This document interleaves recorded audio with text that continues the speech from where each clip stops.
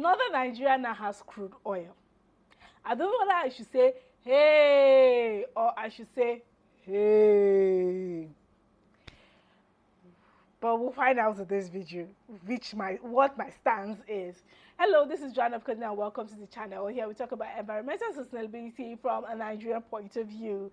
And this is hashtag sustainable any day you're watching this video. On the 22nd of November 2022, the President of Nigeria, President Muhammadu Buhari, commissioned the Kolmani drilling project, which is located on the Kolmani River, which borders between Bauchi State and Gombe State.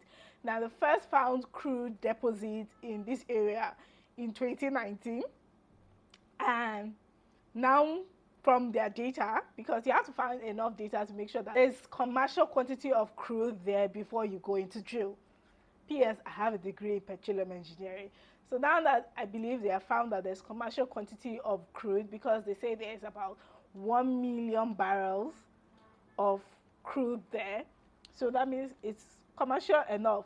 They have gone in to start drilling, and the president commissioned it. Already the project has about $5 billion in investment. And as the president stated in his speech, during a time when people are doing transition to clean energy, they are transitioning, they still were able to get this investment. It now makes me bother, like, all these world leaders, because I know it's not Nigerians that are buying the oil. I hardly doubt it that it's Nigerians that are buying that oil. So, all you global leaders, so who are the people buying this oil? When the world is thinking about transitioning? Hypocrites. I've started seeing red flags about this Kolmani project. But before I continue, let's go down memory lane. It's the year 1956, and crude oil was first discovered in Bayelsa. Niger Delta was before then, the Niger Delta was a region filled with diverse ecosystems of mangrove swamps, freshwater swamps, forest swamps, and was the largest wetland area in Africa. But what happened after? Crude oil. 66 years after, oil, known in subcultures as black gold, has turned Bayelsa to this. Every time we've come to realize that what happened at the Niger Delta is clearly a case of profit over planet, which is something that the oil and gas sector are known for. Let's come back to the present. At the commissioning of the Kolmani drilling project, the governor of Gombe State stated that they had learned from the Niger Delta, and they were not going to repeat the mistakes the Niger Delta had made.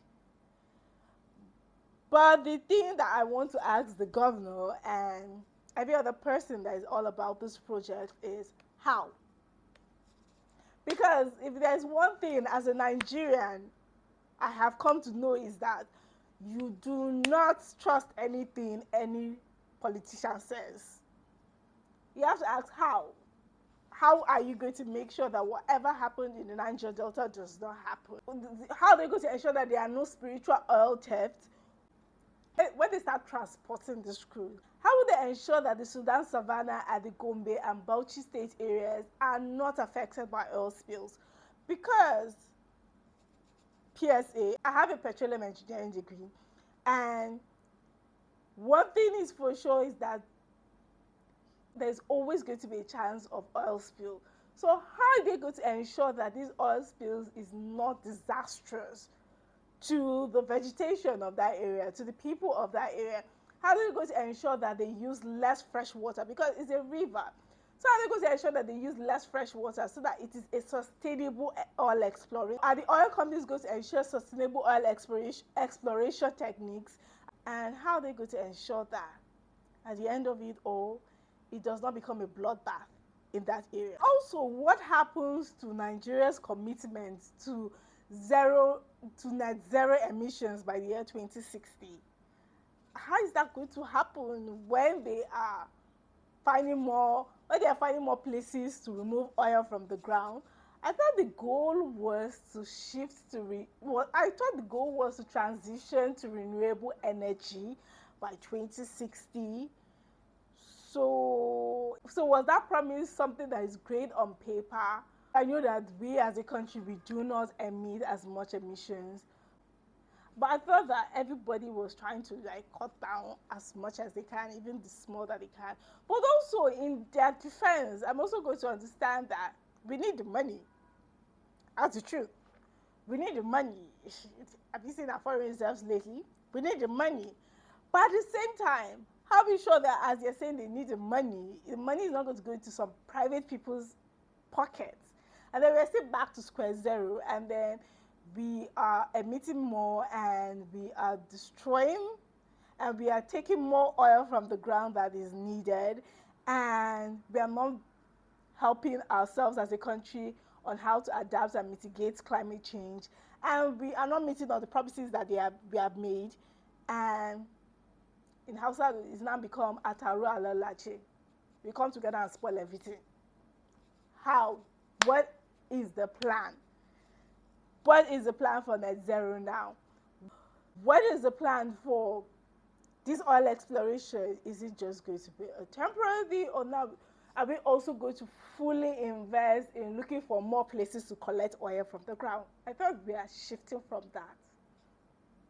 Now, there are a lot of questions, and this video is gradually becoming a rant because I am not understanding. You're saying one thing, you're doing another thing, and even though I'm kind of wanting to understand, but they too, they should make us understand what is happening, because the thing is not gelling. Net zero and finding more places to remove oil does not gel.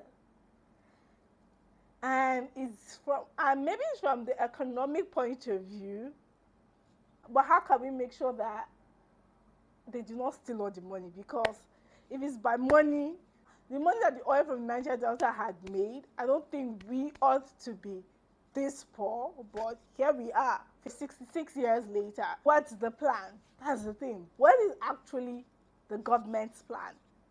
For me, I know that the Niger Delta oil was mismanaged, the proceeds from the oil was mismanaged, and it caused a lot of environmental woes for that region that they are still suffering.